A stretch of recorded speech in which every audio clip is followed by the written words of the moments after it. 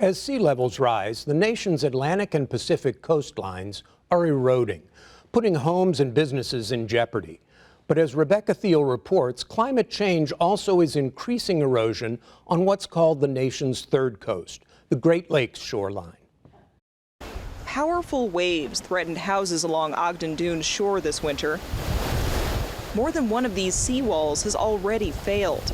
Without more protection, these homes will likely sink into Lake Michigan. And what it's doing is it's been washing the sand out that we have above the wall and taking it out. Roger Howell bought a house here about 5 years ago when lake levels were lower. So we're in the situation where we need to do some repair up here, and we've dealt with this before. We're fine working on it. We know what to do. But right now, they're unable to do it. The state's new national park, Indiana Dunes, says Ogden Dunes residents shouldn't be allowed to repair or build new protective barriers within what it claims are the boundaries of the park.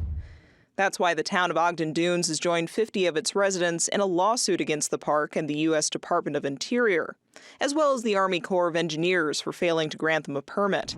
Basically, at our location, we've got a government-caused crisis. Erosion isn't new for Ogden Dunes. It's been an issue for decades. Unlike communities on the east side of the lake, its beaches don't get naturally replenished with sand.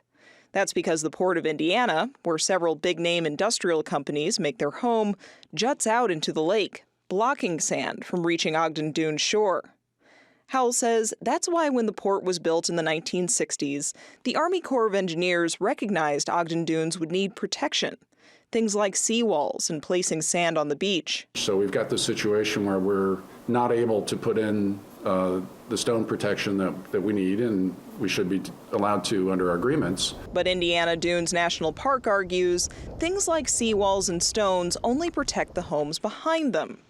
For neighbors, they can make erosion worse. This used to be part of a wheelchair-accessible walkway at Portage Lakefront and Riverwalk.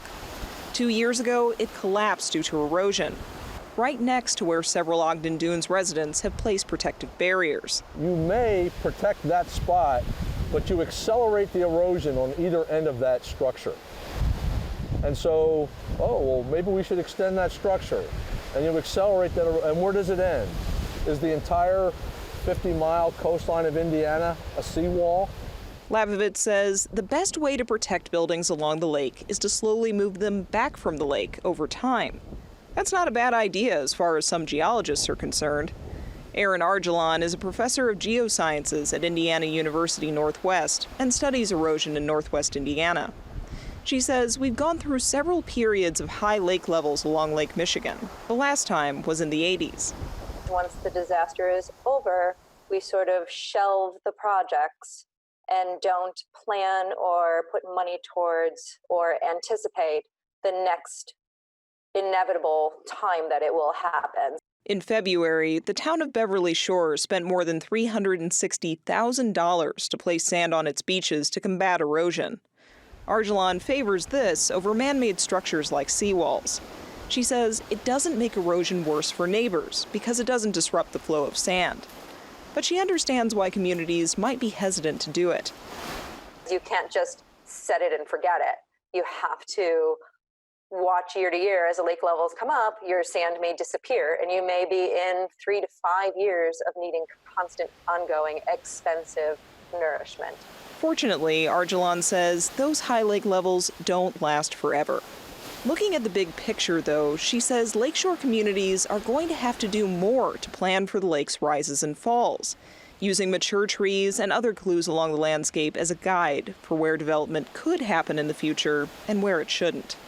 But that long-term planning is unlikely to comfort Ogden Dunes residents with homes along the lake. I'm losing 3 feet at a time as a wave comes in, hits it. If I'm sitting there thinking, while I'm moving all the stuff off the patio, moving everything back, thinking, you know, I need to be prepared to take stuff out of my house, because if it gets so far, then you could lose your home. With the courts closed due to the COVID-19 pandemic, we're not sure when the lawsuit between Ogden Dunes and Indiana Dunes National Park might move forward. For Indiana Newsdesk, I'm Rebecca Thiel.